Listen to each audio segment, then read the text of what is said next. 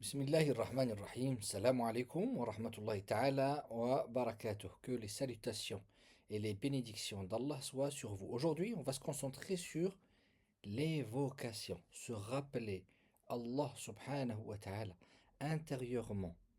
L'évocation, le minimum de l'évocation, c'est de bouger la langue et de dire les mêmes évocations qu'ont dit les prophètes de l'islam, qu'a dit Mohammed, notre maître, notre inspiration, notre prophète, notre guide, comment il a évoqué Allah subhanahu wa ta'ala. C'est cela l'évocation, c'est de bouger sa langue tout en se rappelant de son Seigneur, en formulant les formules de l'évocation. Alors je vais essayer dans cette vidéo de vous rassembler les premières évocations à connaître, les plus essentielles à connaître. Je vais vous les mettre en phonétique et on va aussi travailler les sens de ces formules, Inch'Allah subhanahu wa ta'ala. Premièrement, j'ai commencé avec un verset. Le verset central qui fait autorité dans la question de l'évocation, c'est celui-ci. Ceux qui ont cru et dont les cœurs se tranquillisent par l'évocation d'Allah, c'est bien par l'évocation d'Allah que les cœurs se tranquillisent. Le maximum et le plus beau, l'essence même de l'évocation, c'est la parole de Dieu. Parce que lorsqu'on lit la parole de Dieu, on se rappelle Dieu. Et ensuite, il y a aussi des formulations qu'on dit par exemple durant nos prières, dans notre quotidien aussi, lorsqu'on se réveille, alors, il faut bien distinguer les invocations et les évocations. Bien que la ligne elle est très sensible entre les deux et des fois, ben, on fait un peu des deux. Ok. Mais l'évocation en soi, c'est se rappeler Dieu. L'invocation, c'est lorsque on fait des éloges et surtout lorsqu'on va lui demander des choses bien particulières comme la guider, que Dieu nous protège, la spiritualité, qu'il nous accorde de goûter aux délices de la beauté de la religion et ainsi de suite. Alors ici, la plupart des savants, ils vont nous dire que ce qui est concerné ici par le mot l'évocation d'Allah, c'est la parole d'Allah subhanahu wa ta'ala. Alors, quel, quel dhikr je vous ai mis en premier? Le premier, j'aurais pu mettre Alhamdulillah, j'ai mis Subhanallah.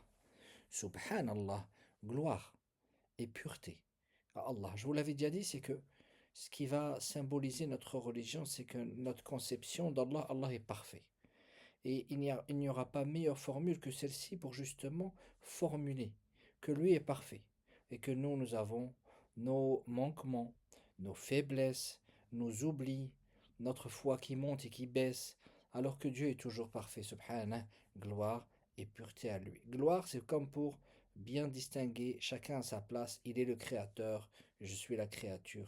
Il est le fort, je suis le faible. Il est le riche, je suis le pauvre de lui, j'ai besoin de lui.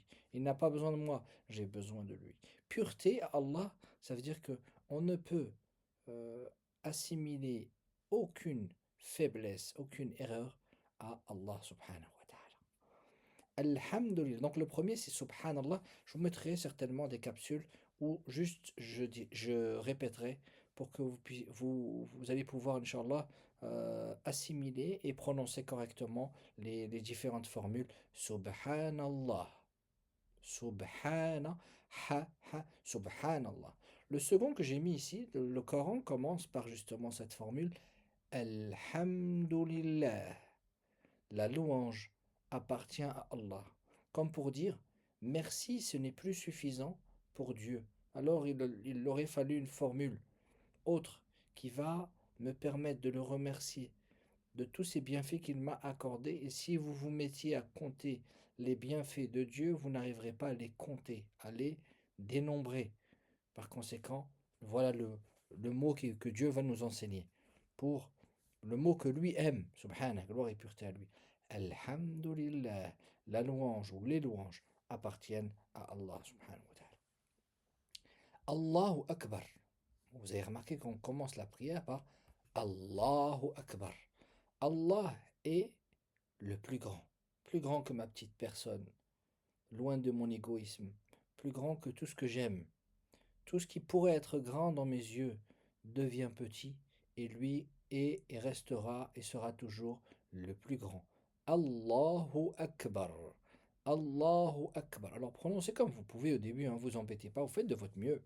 Et nul grief à vous, ne vous mettez pas dans la frustration, avancez tranquille, c'est tout à fait normal quand l'arabe c'est pas votre langue que ben, vous allez mal formuler au début. Petit à petit, Inch'Allah subhanahu wa ta'ala.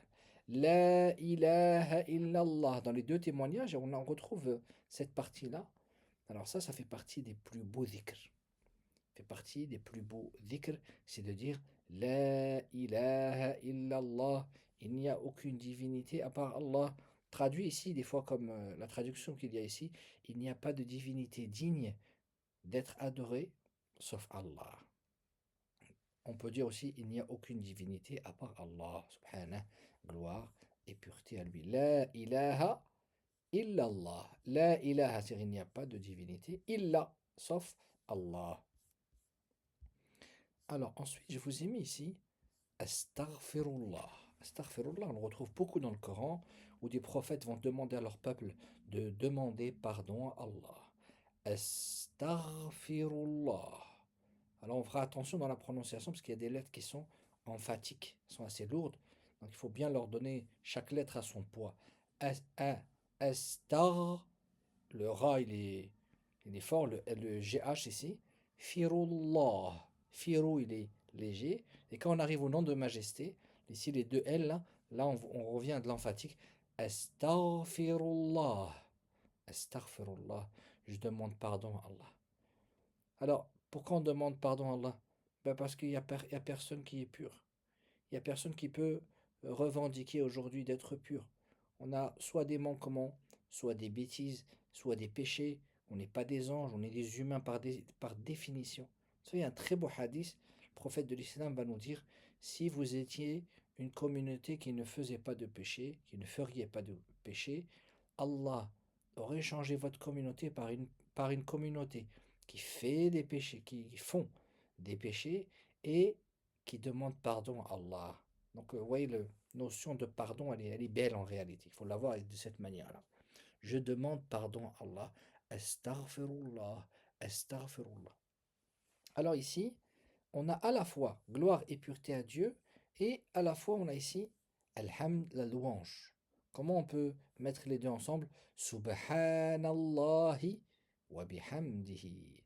Subhanallah. Donc là, c'est gloire et pureté à Allah. Wa bihamdihi. Et louange à lui. Et louange à lui. Subhanallahi wa bihamdihi.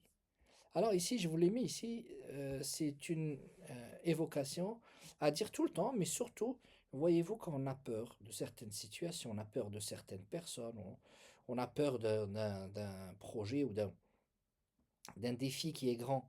Alors là, on va dire, il n'y a de force et de mouvement que par Allah. Traduit comme ici, d'ailleurs là c'est une autre traduction, il n'y a de puissance ni de force qu'avec Allah. C'est la source de la puissance, c'est qui? C'est Allah subhanahu wa ta'ala. Celui qui maîtrise les cieux et la terre et tout ce qu'elles contiennent, c'est Allah subhanahu wa ta'ala. Donc on va dire La hawla wa la quwwata illa billah. La hawla wa la quwwata illa billah. Vous avez reconnu à la fin Billah, par Allah. Quwwata, c'est la force. Hawla, c'est les mouvements. La hawla wa la quwwata illa billah. La hawla wa la quwwata illa billah. Le dhikr à dire, il y a un dhikr à dire après la prière. Quand on a fini la prière, qu'est-ce qu'on dit? On dit Subhanallah. Subhanallah, on l'a déjà vu. C'est gloire et pureté à Allah. Walhamdulillah. Alhamdulillah, c'est louange à Allah. Wallahu akbar. Wallahu akbar, ça veut dire et Allah est le plus grand. Alors là, si on fait attention, on a trois. Alors je vais les diviser. Allahu Akbar. Voilà. Ici, vous voyez, il y a trois phrases. Alors ici, on a deux manières de faire. Soit on va prendre les trois phrases et on va les répéter 33 fois. Ou soit on va prendre les trois phrases, on va prendre chaque bout de phrase, on va dire Subhanallah 33 fois. Subhanallah, Subhanallah, Subhanallah, Subhanallah. Et quand on a fini, on fait 33 fois. Alhamdulillah, Alhamdulillah, Alhamdulillah, Alhamdulillah.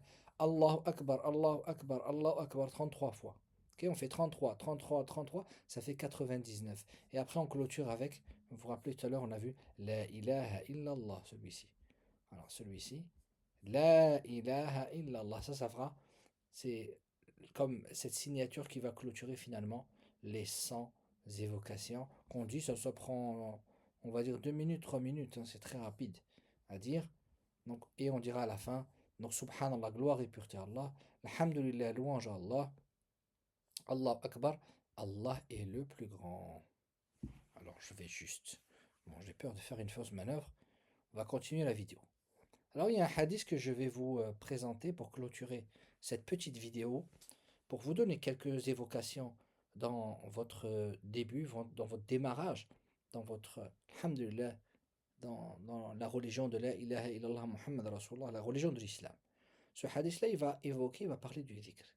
Qu'est-ce qu'il va nous dire? Il va nous dire qu'il y a deux paroles, le prophète de l'islam va nous dire, il y a deux paroles légères sur la langue, mais ces paroles sont lourdes dans la balance. C'est-à-dire, le jour du jugement dernier, on sera content d'avoir passé beaucoup de temps à évoquer, à humidifier notre langue par l'évocation d'Allah.